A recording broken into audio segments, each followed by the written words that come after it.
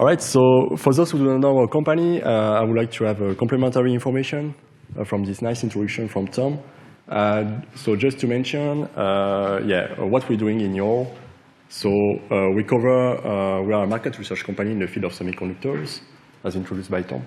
And we address many semiconductor devices, so I'm more specialized in CMOS imaging and camera modules, but we also cover power electronics, photonics, processors, and memories, across the different market verticals that are shown here, so mobile, medical, telecom, defense, etc.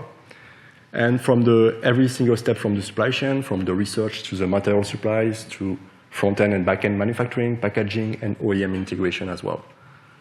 So we're producing the reports. We do also have a laboratory, internal laboratory, where we do the physical teardown of modules from automotive, from mobile, from consumer products.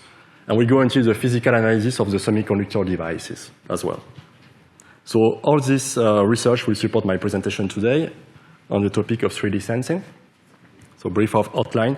I will spend some time to introduce the topic to really explain what is the scope of our studies in 3D sensing. And we go through a few applications and some technology trends as well. And at the end, I know it is expected also I will share with you some brief numbers as well.